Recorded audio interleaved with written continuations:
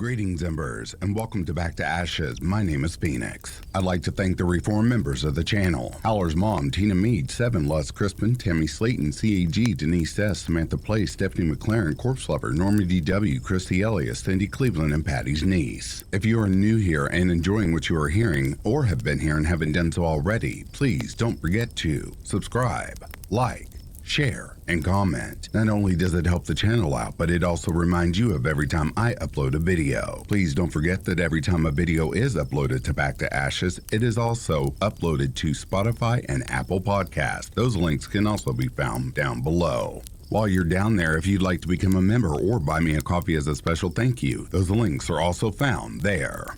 With all of that being said, it is time to go back to ashes, for once we arise from the ashes, we are a bigger, brighter, stronger, and a happier person in the morning. Sit back, relax, kick back, grab a snack, or tuck in to get warm, and prepare for this dose of vocal melatonin entitled True Backwoods Creepy Stories. I know this is a little out of season, but I've also read the subreddit that we get these stories from, and I do believe Backwoods Creepy Stories might be going away. So, this might be your final chance to hear these stories. If there's an update, I will bring that to you as always. Right after this intro, an ad will play. I'll read the first story an ad will play, and after that, there will be no more ads within this video. Disclaimer, the second story will be short and it also has a backstory in which I will be reading. So, upon listening to it, if you feel like it does not fit in with the Backwoods creepy stories, that is why. Anyhow, please enjoy.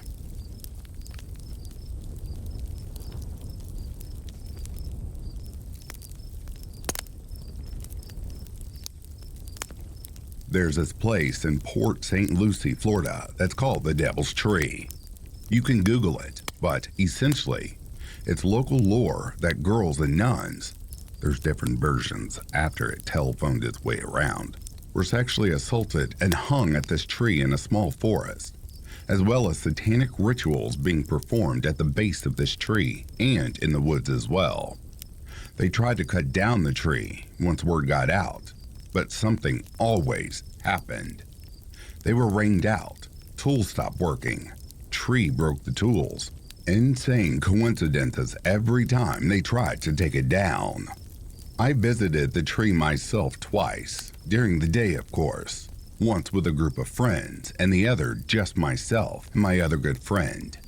It's not labeled or anything, not a tourist attraction, but you know exactly which tree it is when you see it. You can see the attempts to cut and burn the tree down. All the while, it looks bigger and healthier than the other trees around it. The first time I visited with my friends, everything was normal up until we got to the actual tree. Then, the stench of death hit us all at once. It made us all want to hurl, and apparently, we weren't the only ones to smell it either. An entire nest of vultures were circling the area, about 30 to 50 of them in total. We searched the whole woods for the source of the smell, wanting to make sure there wasn't another murder or anything, and couldn't find it for the life of us. The second time I went, it was just me and my one close friend, and it was a much calmer, more observant trip. We were hanging out under the tree, reading when we both realized something. We were in complete silence. I mean complete silence, which is incredibly unnerving for a small forest next to a public park in the middle of the day. There was no sound of bugs or squirrels or even the wind. I took a video of it, unsure if I can find it again, but I'll definitely look and update this if I do. Just overall very ominous. Definitely a dark energy in that forest.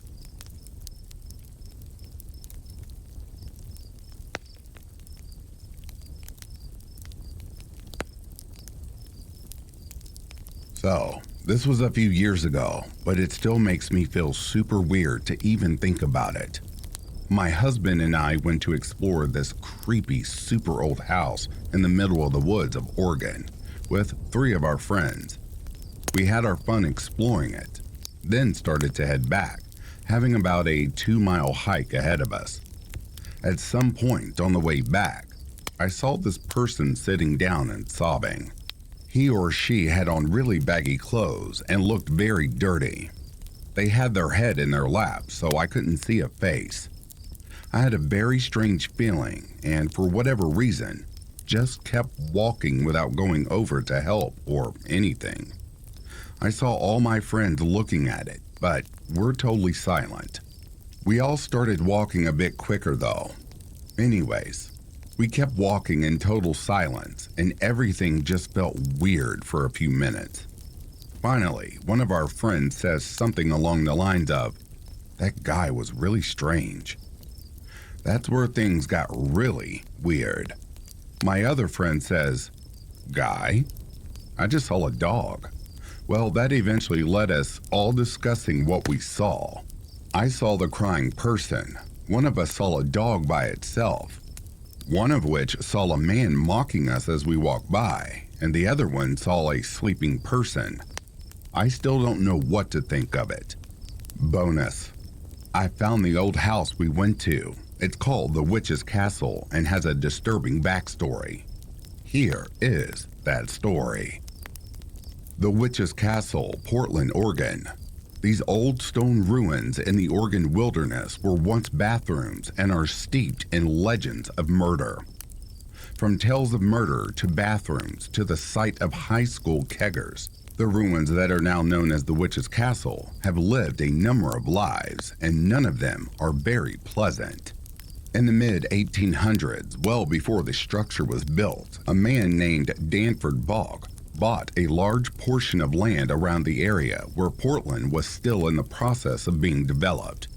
It was a big enough area that he had to hire help to clear the area. So he hired a man named Mortimer Stump, who lived in the cabin on the property with Balk's family of 10. Over time, Stump and Balk's daughter Anna fell in love, and eventually Stump asked Balk for Anna's hand in marriage. Balk refused, resulting in Stump and Anna threatening to elope. Balk became infuriated and told Stump that he would murder him if they did. The young couple didn't heed the warning and decided to elope in November of 1858. When Balk learned of the elopement, he became deeply depressed, which led to days of no sleep and of heavy drinking. When the couple returned home to Portland, Balk quickly remedied the situation as he saw fit. He shot Stump in the face with a double-barreled shotgun, while all were aboard the Stark Street ferry. Balk was quickly arrested, but was able to escape from the wooden jail he was held in. This led to his execution in mid-October of 1859, which became the first legal execution in Oregon. After Balk's death, the property was passed around through different hands down the next century, eventually bequeathed to the city of Portland. In the 1930s, the stone structure that is seen today was built near the site of the Balk homestead.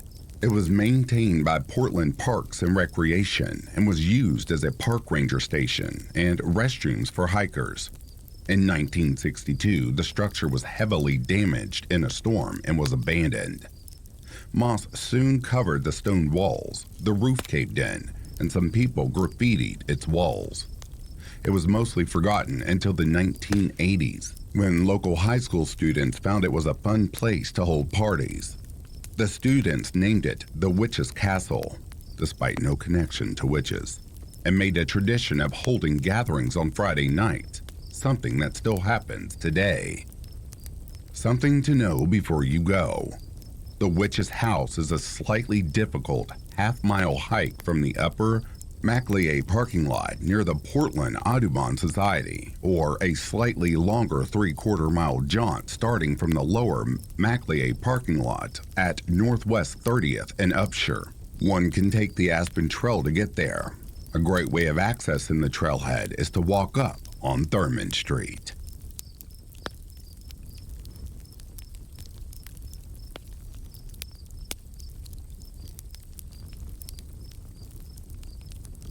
Not quite hiking, but in August of 2019, I loaded a bunch of camping gear onto my bicycle and spent the better part of the next 7 months riding 5,300 miles around the U.S.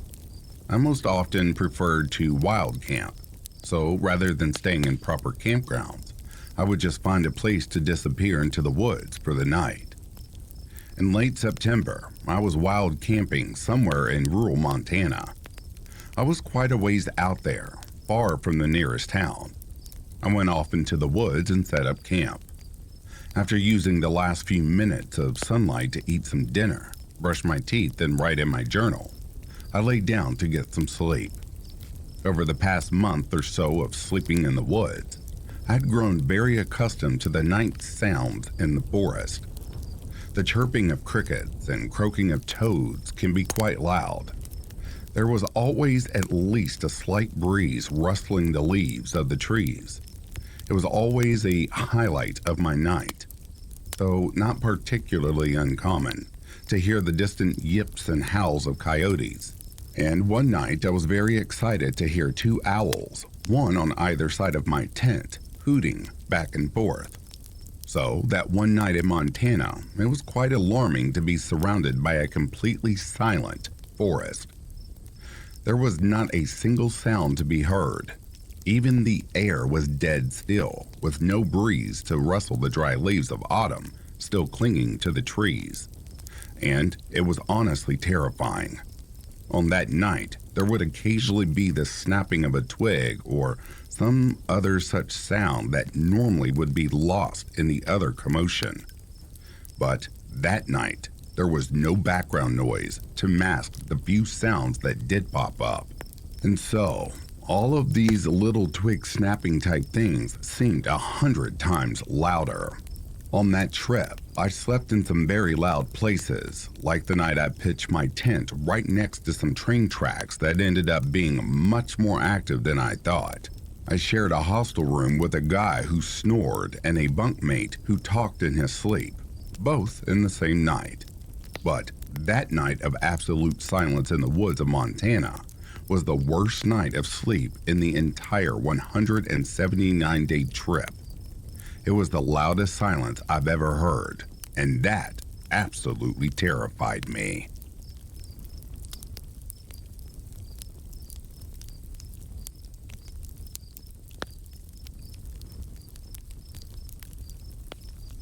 I had hiked in 15 miles to an alpine wilderness and just laid down for the night when a youngish guy in shorts and no bag pops out and asks me if I have water. I of course shared my water. He immediately said he had been hiking since yesterday. Apparently him and his friend went way back and off trail, skirting some cliffs along the way. Then he just says half jokingly, "Yeah, his brains are everywhere." I laughed half-acidly, but he was sending off a really deadly vibe. Not dangerous, just stone cold shock. I asked him to clarify that last part and offered him food and a cigarette. I also ordered him to sit down. He didn't want to because he would lose his legs if he sat now, but I explained he needed to sit a while. Long story short, his friend slipped and fell, and when he hit, his head popped and then his body got wedged in a crevice. The guy I was talking to had spent all the previous day hiking around the cliff to find his friend, then had to hike out of the valley, up the ridge, and down again, all on Taylor's slope-off trail. He was absolutely shredded, skinned, and tore up. He was begging me to come with him and help me get his friend out of the hills. That's the part that really stuck with me. He got up and was about 3 feet into the bush when I grabbed him gently and said, "Hey, I got a phone. We'll see if emergency services works." And somehow it did, and I have zero idea how, technically or otherwise. We were standing in a glacial, cratered alpine lake, 15 miles from the trailhead. I got rescue up there, and man, I was super impressed with their response. Within a few hours, the first group of volunteers were passing my camp. These guys all looked like supermen, and they were. All night afterwards, a constant stream of rescue volunteers. I stayed at camp and made a comfy spot for them to rest on the way down. They had to wait up there in whiteout conditions for 6 nights, But rather than leave, they kept a constant vigil over the hiker's dead body. When the weather broke, a chopper flew in and took them all out. I've never been so deeply moved and impressed with that kind of selflessness in something we regard as a hobby or a sport. Words that take away the very dangerous nature of it. Read all these stories and it seems most are deaths by slip and fall. Happens too easy. Don't take the chance with your life.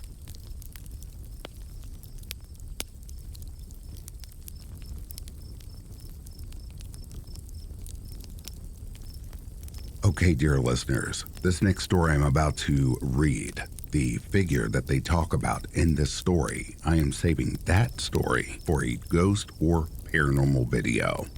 Enjoy.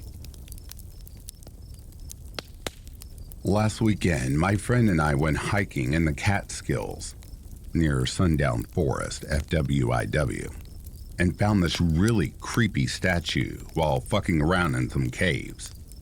It has nails in its eyes and a noose around its neck. Looks like it might be old. I don't think it's been there very long, but it's weird because this cave was way off the trail. Someone had a fire in there not too long ago. The statue really wigged me out, but my buddy decided to take it home with him, even though I told him not to. Everyone says that there's devil worshippers that come out here to sacrifice animals and do their spells and shit, so I didn't want anything to do with this thing. A couple days later, my friend calls me and tells me that he thinks the statue is haunted because it keeps moving from its spot and he keeps smelling weird stuff.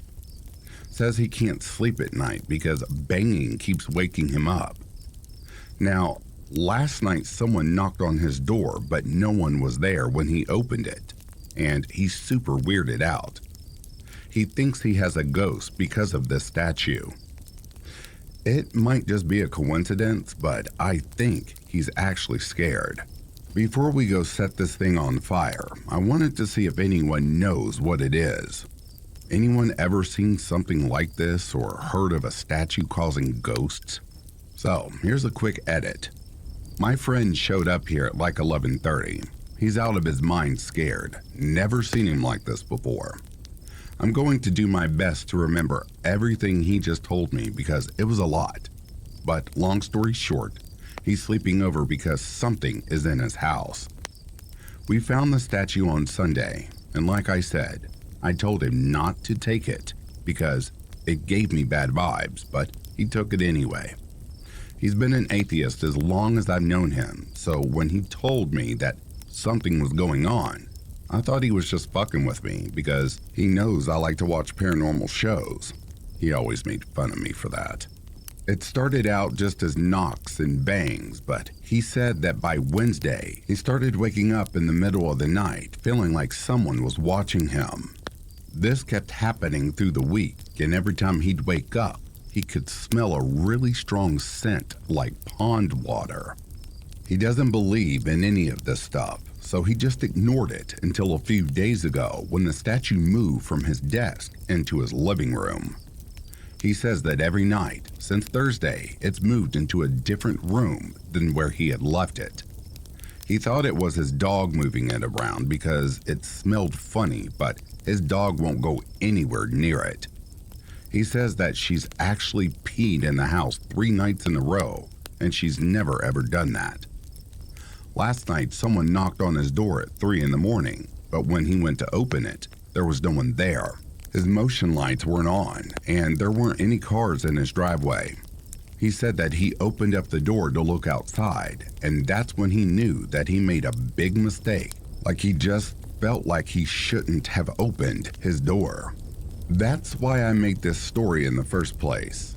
At that point, I didn't have any reason not to believe him because it had gone way beyond a joke, and he actually sounded really fucking scared on the phone. He kept telling me that he was going to burn the statue because he knows that something followed him home. Anyway, he stayed up all night and then decided to go to the movies to take his mind off of it. When he got home, he said it felt like everything was fine, and he decided to finally go to bed. This is where it gets super fucked up. He says that when he woke up, which wasn't until like 10, it was because his dog was barking like crazy. He said the pond water smell was stronger than ever, and when he went out into his hallway, he saw all of these muddy footprints everywhere. Not like shoe prints, but bare feet. All of his doors and windows were locked. After someone knocked on his door, he freaked out and made sure everything was locked up. So there's no fucking way anyone could have gotten inside. Sitting in the living room was the fucking statue, which had moved again. And he says that when he started to go near it, he heard someone breathing like his grandpa with the tracheotomy. He pieced the fuck out, and now he and his dog are sleeping in my guest room tonight. I've never seen him this scared, and he even started crying.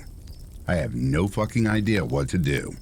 I believe him because he has no reason to lie about this, because it's way too far to be a joke now.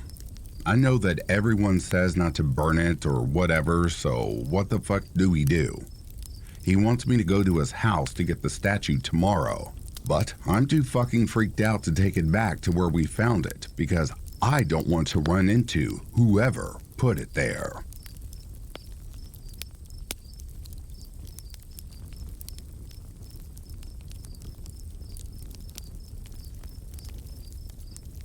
I grew up in Vietnam.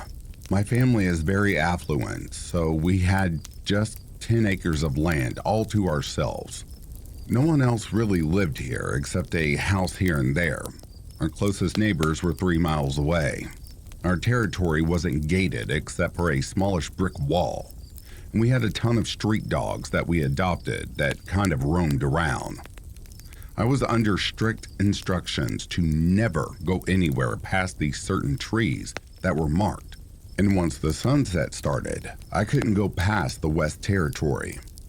Now, I want to say that in Vietnam, people are very superstitious.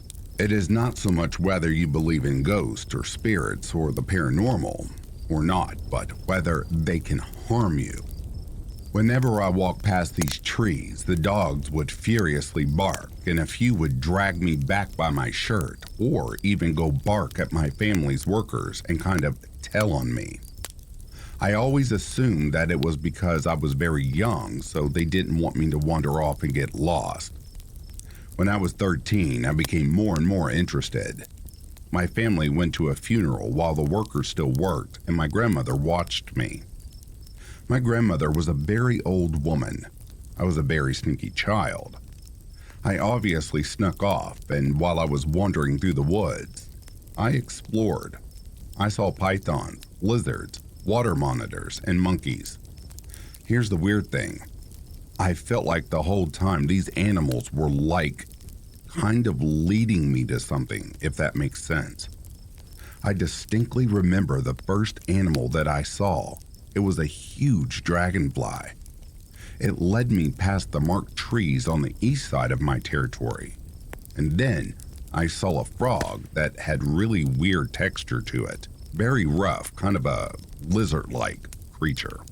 I felt like I was in a trance-like state. An animal transformed into another animal, and I began to come to the realization that these weren't different animals, but the same one transforming. I didn't see it transform, but it could be a monitor lizard, and then it would go past a rock, and the next animal would be a huge python. I should also mention that all of my dogs, we had about 20 of them at the time, were fiercely protective of me and trailed me like shadows. All the workers always said that wherever I walked, a horde of dogs would follow, and when I slept around night, they all slept directly outside my window. However, less and less dogs followed me as I got deeper into the woods. By the time I saw the lizard monitor, I'm pretty sure only a handful were still with me. Most stayed back after the first few trees. I realized it was getting really dark, but the sky looked weird for some reason. I stopped following the animal, which was a monkey at this point, and just turned back. Getting back was a lot more difficult than getting there. When I was following the creature, I feel like the woods were just kind of opening up a trail for me. Like I didn't trip on any shrubs or vines and nothing really blocked my way. The way going back, I was convinced the woods completely changed. I wasn't really scared, just a little cold, since I believed I didn't even wander off that far. Eventually, I heard some dogs barking and followed, and I could see my house. Everyone was frantic when I came back.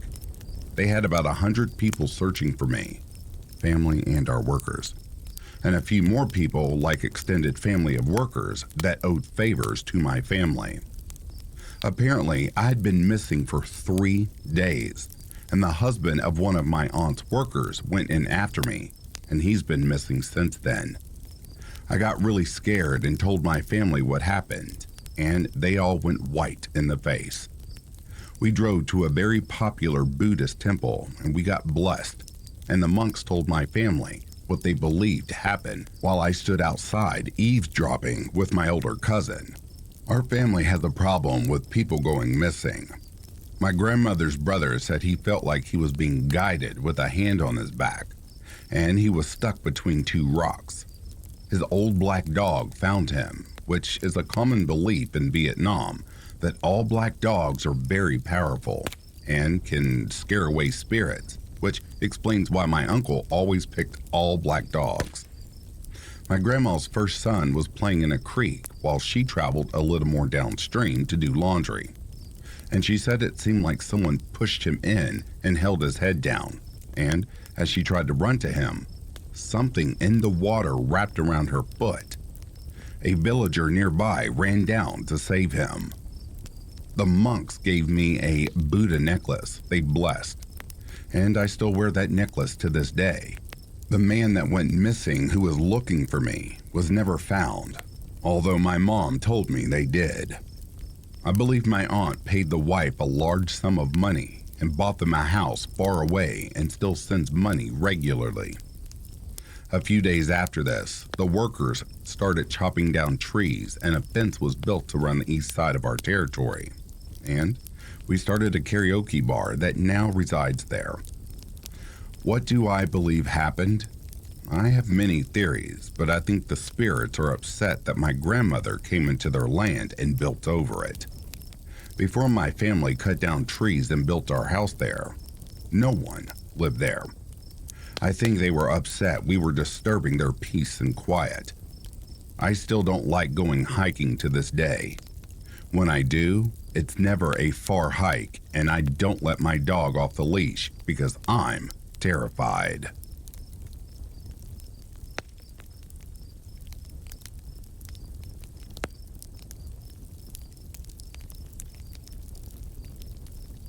I've held on to this story for the last 6 years because it sounds crazy, and I got told not to talk about it. Here is that story. I went camping 6 years ago with a now ex-boyfriend of mine. The campsite we picked was beautiful. We were able to drive in through some rough trails. The spot we picked was next to some hiking trails that weren't very far from some natural hot springs and a huge waterfall. We were in the middle of nowhere. Absolutely no one was around. We set up camp next to the car, went hiking, soaked in the hot springs, came back and had dinner. It was all very normal until we woke up the next day. I need to give you some context as to how we slept that night so you can understand my confusion. Before we went to sleep, I put our food cooler and a stereo that we brought in the car and locked it. I put the keys in the front pocket of my backpack and put the backpack next to my sleeping bag on the far side of the tent, away from the door of the tent. My boyfriend at the time slept nearest the door of the tent with a gun next to him. We woke up the next morning and I felt fine. I had slept hard and from inside the tent, everything seemed normal. When we got out, our campsite was an absolute chaotic mess. The fire pit we had made was ruined. The cooler had been thrown and food was scattered all over the place. The stereo was smashed to pieces, laying next to a tree. All the car doors were open, including the trunk. We stood there for a minute in silence, just taking everything in. The woods felt off now. It was quiet and not the beautiful campsite that I saw yesterday. Everything about these woods felt wrong now. My ex accused me of not locking the car the night before and that an animal got into our stuff. I promised that I had in fact locked it and went into the tent to grab the keys for my backpack, but they were not there. I found them later on the ground right next to the car. We quickly threw everything in the trunk and left. My boyfriend was quiet and wouldn't talk to me about what had just happened. He finally spoke up when we were almost home and told me that he had had a dream the night before about something kneeling over him in the tent holding his gun and just staring at him. When I tried to ask him more questions, he got quiet again and said he didn't want to talk about it and that I shouldn't talk about it anymore either. I've tried to forget about it, but I just can't. Something really wrong happened to us in the woods that night. Maybe you can help me out. What do you think made that? Was it human? Was it an animal? Or was it something else?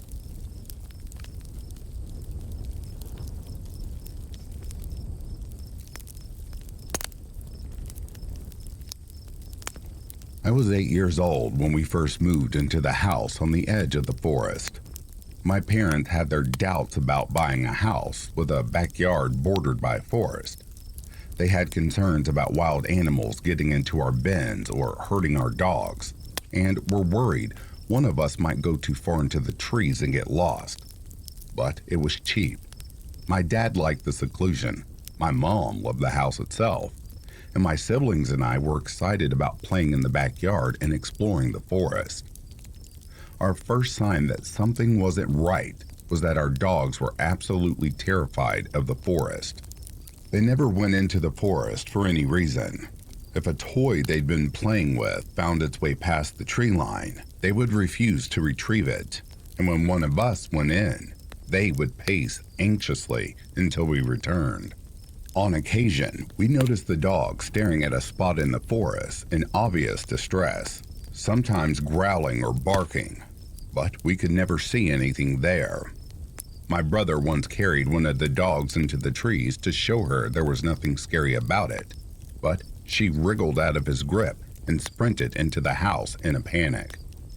If we were in the backyard when it was getting dark, we sometimes heard noises like someone was walking through the forest, sticks crunching underfoot, branches being pushed aside. If we called out, there was no response, but if we shined a flashlight around, we would occasionally catch a glimpse for a split second of something that we could swear looked like a person walking around in the dark. My parents quickly banned us from entering the forest at all after dark, and even during the day, we weren't allowed to go out of sight of the house. My sister's bedroom window looked out at the backyard and the forest beyond, and she remembers looking out her window one night and seeing a shadowy figure standing right at the edge of the backyard.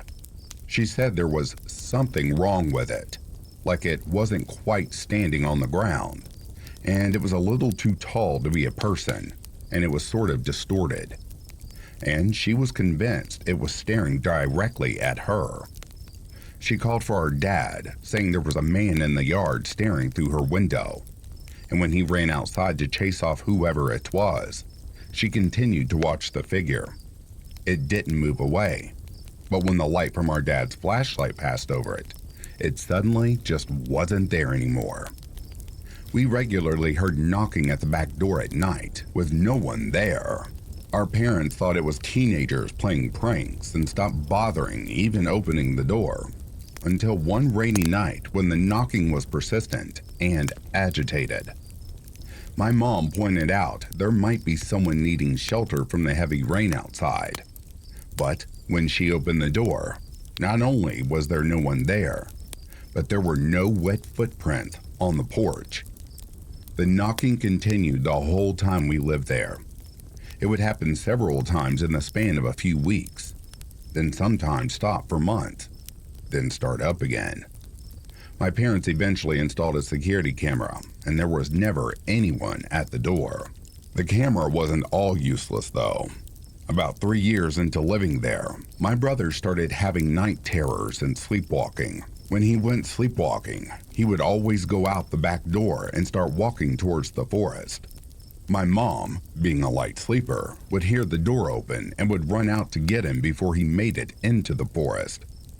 After the third or fourth time it happened, my brother asked to see the camera footage because he wanted to see how he looked when sleepwalking. I guess thinking it looked funny or something. The footage showed him walking out onto the porch, then pausing as if listening to something, and shaking his head, then reluctantly walking forward as if being pulled or forcefully guided by something. One evening, my dad was in the backyard, and he heard my sister calling him from the forest, seemingly in distress. Thinking she'd gone exploring in the forest and fallen over and hurt herself, he ran in and started calling to her, but quickly realized it was too dark to see her, and he couldn't pinpoint where her voice was coming from. He told her to wait where she was until he grabbed a flashlight. When he ran back into the house for the flashlight, he saw my sister inside, safe and completely unconcerned. At the time, my dad hadn't told us about hearing my sister's voice in the forest. So when I heard my mom's voice coming from the forest months later, while I was outside with the dogs one evening, I didn't question it, despite the fact I'd seen my mom inside recently and hadn't noticed her walk past me. My mom was calling to me, saying she had gotten her sweater caught on some branches and needed me to come in and help her. As I walked in, the dog started barking, alerting my dad, who saw me walk through the window wandering into the forest. He came outside and called to me, and I said I was just helping Mom. He yelled back that Mom was inside and I needed to run back to the house as fast as I could, in which I did. After this, my parents had a fence built around the yard and started looking for a new place. In the meantime, between the fence being built and us moving out, it got way worse. We'd hear knocking at the door more regularly, as well as tapping on the windows, as if someone was walking the perimeter of the house and trying every window. We would often hear scratching and scraping sounds on the fence and voices beyond it. My brother's night terrors got more frequent, and one night, my mom didn't hear the door open when he went sleepwalking, and he woke up standing at the fence, staring into the forest with the dogs barking at him. The last morning we spent there, less than 4 years after we moved in, we woke up to find the back door fully open, and the security camera footage showed it slowly swing open on its own. Since moving out, my brother's sleepwalking has stopped, though he still gets night terrors and he suffers from pretty severe anxiety.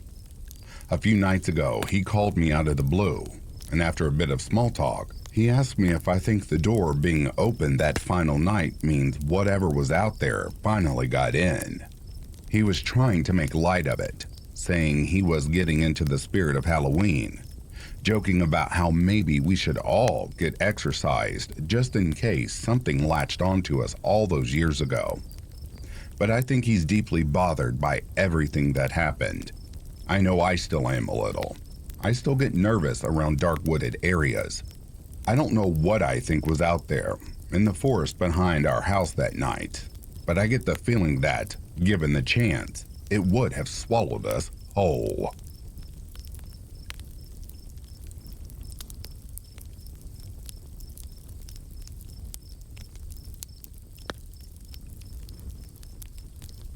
This happened in early November 2016. I was moving to Philly from Chicago, and my boyfriend had flown in to help me drive across the country. My parents live in Ohio, so after making a pit stop there, we were on our way. Being broke at the time and wanting to save on tolls, we decided to take the toll-free route, which would land us in Philly in about 10 hours. Originally, we were going to leave my parents' place early, but we got distracted and didn't leave until about 4 p.m. Not a big deal. I've driven from Chicago to California, hiked parts of PCT and AT by myself. I was mostly bummed because the sun will be down by the time we'd get to all the pretty foliage in the Smokies. Now, the route we picked essentially had you dipping in and out of West Virginia and Pennsylvania. The parts of West Virginia we would be driving through are home to Mothman appearances. I was pretty excited about it as those stories fascinate me. Living in the city, I don't often get to see a clear night sky. Having road tripped a lot, I knew sometimes more scenic highways would have viewpoint pullovers. So when we were in West Virginia, I told my boyfriend to Google one and see if anything popped up. Sure enough, he found one. Being busy driving, I didn't bother to look at what his GPS showed and just followed his directions. I thought it was weird that the GPS told us to get off the highway, since normally these vistas are located right on the highway, similar to a rest stop. Whatever. We take the exit and turn down this dimly lit road and leads us up a smaller mountain base. I find it really strange that there aren't any other cars around. I did see a rusty sign for a scenic lookout, and it pointed us down what looked like a service road. The road itself wasn't paved, and the only other road leading off of it was gated off. Both of us got a very weird feeling. I turned off the music because it was so creepy quiet, and my radio now sounded like I was blasting it from concert speakers. We could hear every leaf my car was crunching under its tires. After going maybe a half a mile down this road, we got way too spooked and said fuck it, and I went to make a 3-point turn to get out of there. At this point, the hair on the back of my neck is standing up. We drove maybe 50 feet before we saw a tree laying across the road we just drove on. Me turning around maybe took 2 minutes, and as I mentioned earlier, things were so quiet that we both knew we would have heard a tree fall behind us. Panic started to take over, and something told me we can't just sit there and think long and hard about what to do. So, my boyfriend said he would see if he can lift one side of the tree and move it over. I had my brights on and was scanning the surrounding woods for any signs of movement. I felt eyes on us, but couldn't see anything. The tree didn't appear to be old. It looked pretty fresh, as if someone knocked it over just in front of us. As soon as my boyfriend was out of the car, the first thing I did was tell him I loved him and then lock the doors. I know I'm an asshole. Thankfully, he was able to move the tree just enough for my car to squeeze through, and as soon as he was back in the car, we gunned it the hell out of there. I'm a very spiritual person and believe that there are things in the woods that we don't always see. My boyfriend, on the other hand, is an atheist. That night, we both agreed that something sinister was out there with us.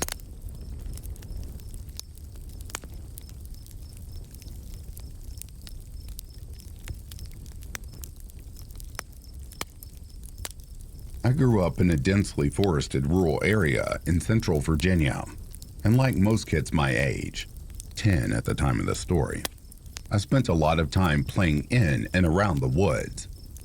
My best friend and I had found a creek one day while exploring different deer trails through the woods. This creek we happened on was a very rare find and the perfect spot for us to play. It was wide and deep enough to swim around in and had nice soft mossy banks on either side to rest on after we tired ourselves out. The water was cool and clear, no copperheads and no mosquitoes because the water was constantly running. We were psyched. After a few hours of swimming, we had to walk back home for lunch, but made plans to pack lunch the next day so we could have a picnic on the creek banks and spend the whole day there. The next morning, we set out for the woods at around 1 p.m., planning to have a picnic first and swim after. We entered at the same spot we had the previous day and followed what we thought was the same deer trail. It was not. At the point where we should have found the creek, we walked into a small clearing that was covered in huge, thick ferns. We had definitely never walked past this before, so Being both hungry and tired of walking, we decided to eat in the clearing. We laughed and played around there for a while, spitting watermelon seeds at each other from our lunch. It was an absolute blast, and we were both in wonderful, giddy moods. That all changed, however, as soon as we packed up and set back out to find the creek. As we walked on, the woods started to feel darker and colder, and we got skittish, and I noticed my friend kept whipping her head around to look behind us. After about a half hour of walking, we came up on what looked like an entire overgrown bathroom. Sink, toilet, and bathtub all sitting arranged together and covered in ivy. It's pretty common to find weird shit like this in the middle of the woods, so we just walked on and made jokes to lighten the mood, calling it Bigfoot's bathroom. After another hour of walking and not seeing anything we recognized, we started to panic. Instead of trying to reach the creek, we were now just trying to find our way back home or out of these woods, at least. I told her we should follow the sun and eventually we would come up on a road or someone's property where we could find help. She insisted on another way and we began yelling at each other out of fear and, let's be honest, little girl bossiness. I told her if she thought she was so right, she should just go her way and we would see who got out first. So we split up. Now, as an adult, I fully acknowledge I was being a stubborn brat and also an idiot. Worst possible thing we could have done, ever. Not 10 minutes after splitting up, I began to hear someone walking maybe 100 feet behind me. Thinking it was my friend deciding to go my way after all, I slowed down so she can catch up to me. Instead, whatever it was matched my pace. I slow down, it slows down. I stop, it stops. This went on for hours.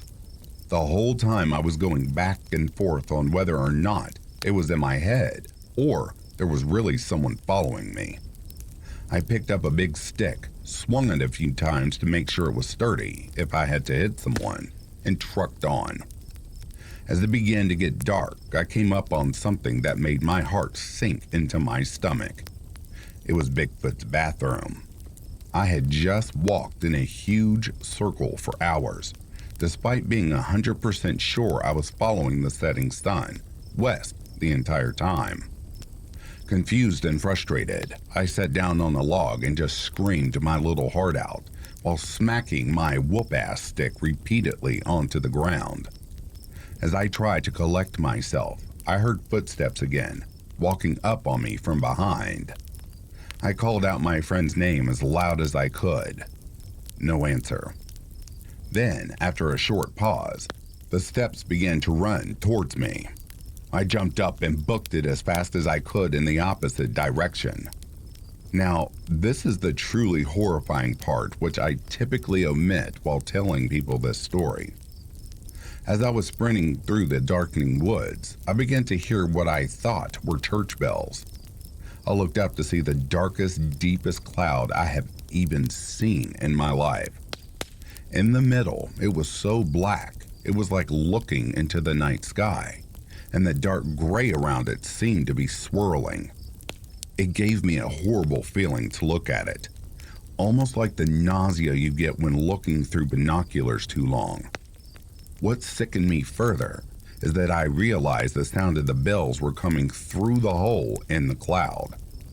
They were deafeningly loud. I mean, really booming out of this thing. When I realized this, I stopped dead in my tracks. I felt a sense of absolute and overwhelming dread that has gone unmatched in all my 24 years on this planet. Something in my head began screaming that if I did not run away from whatever the hell that cloud was, no one would ever see me again. I would be gone. I did not want to run towards the thing chasing behind me either. So I made a sharp right and took off away from both. It was now completely dark and I was running blind through the woods, smacking through tree branches, wheezing and tripping every few feet for what seemed like another hour. Until I smacked into something low and flew over it, hitting the ground so hard All of the air in my lungs was knocked out of me. As I lay there trying to recover, I realized I couldn't hear the bells anymore. Then my eyes adjusted more to the dark, and I realized what had just made me go ass over teeth was an old fence. Grabbing a hold of it, I prayed it would lead me to a farm, and sure enough, it did. I walked up over a hill about a mile to the back of the farmhouse, explained what had happened, and the farmer graciously gave me a ride back home. I was covered head to toe in scrapes, oozing blood, and more exhausted than I had ever been in my life, but I was finally safe. It was past 9 p.m. when I finally walked through my front door. My friend had gotten back shortly after we split, and I figured I had as well, so hadn't told anybody I was lost, and my family just figured I was still out after dark, which wasn't uncommon for me. They were shocked when I walked in beat up and crying. Nobody had been looking for me at all. To this day, I wonder how long they would have waited to come find me if I hadn't been lucky enough to find the fence, and if it would have been too late.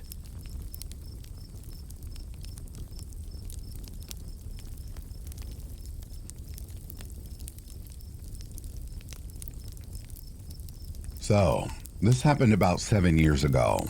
I was around 19 or 20, and I was a scout leader. We had a camp in a forest. The nearest city was about 10 to 15 minute drive away.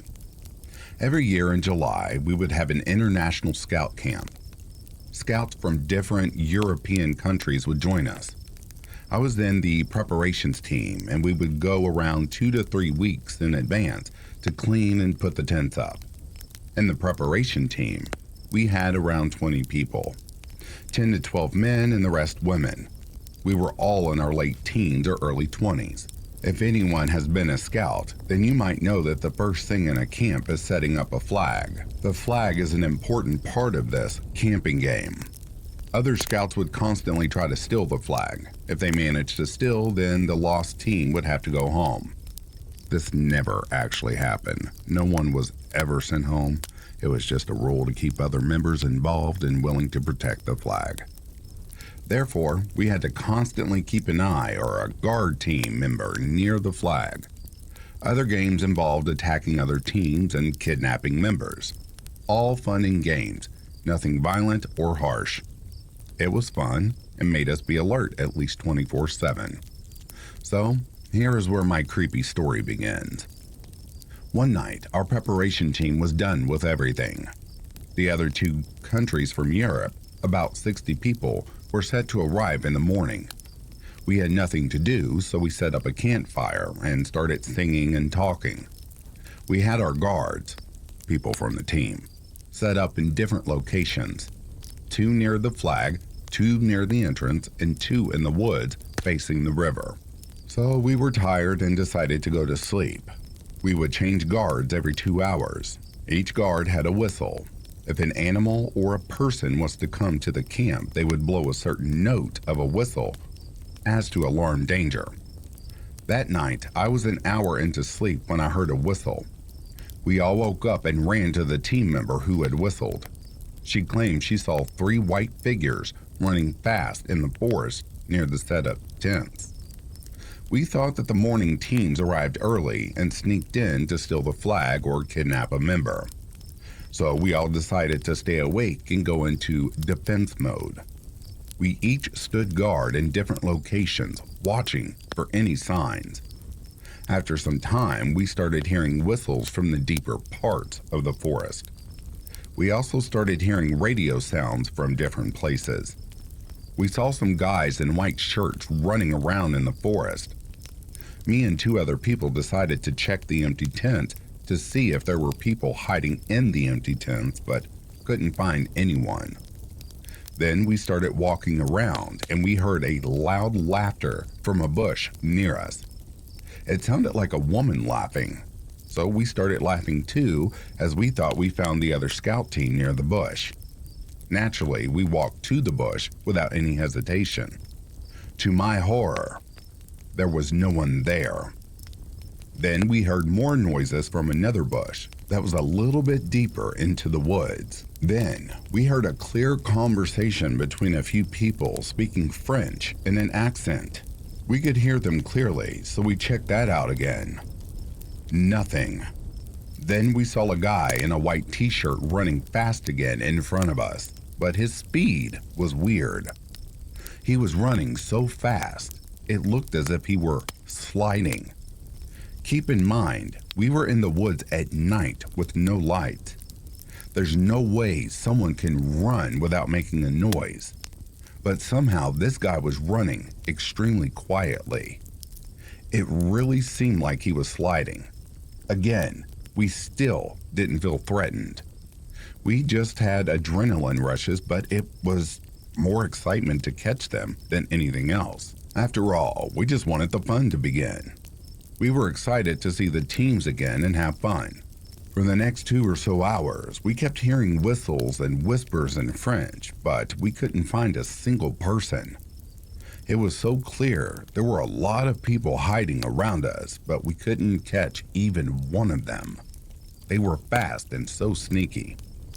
This is important to mention that the arriving teams were not from France, so it was weird to hear them speak in French. Anyways, after 2 hours of running in the forest in the dark, I got tired.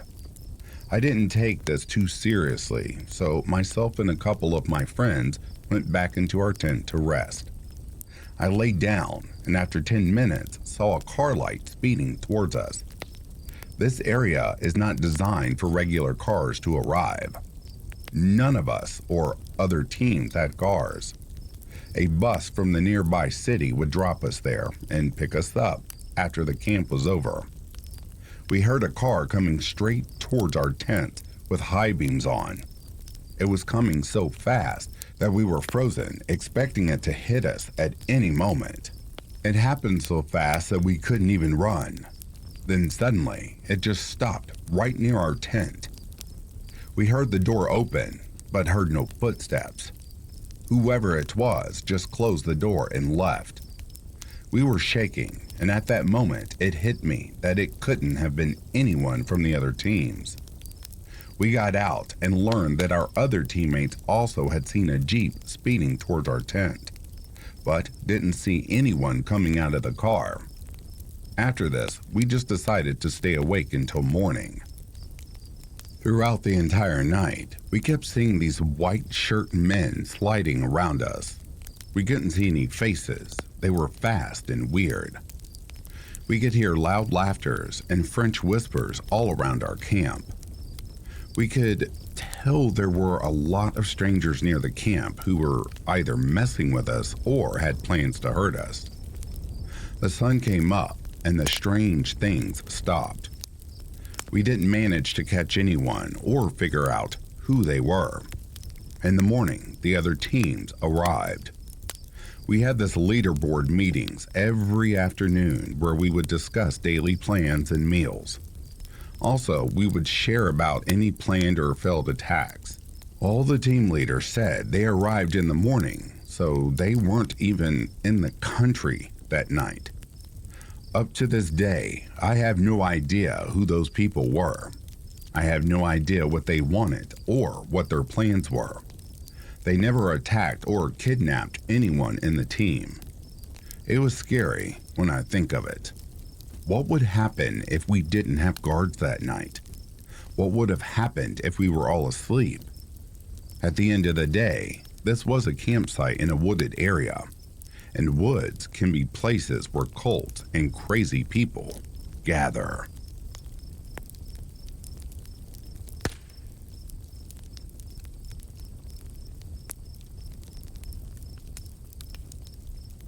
And that, dear listeners, brings a close to these true backwoods creepy stories.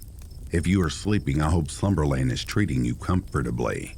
If you are awake, I hope you've enjoyed this collection. Until next time, please take care of yourselves. I'll be reading to you soon. Have yourself a good morning, a good afternoon, or good evening. Peace, love, and light to you all.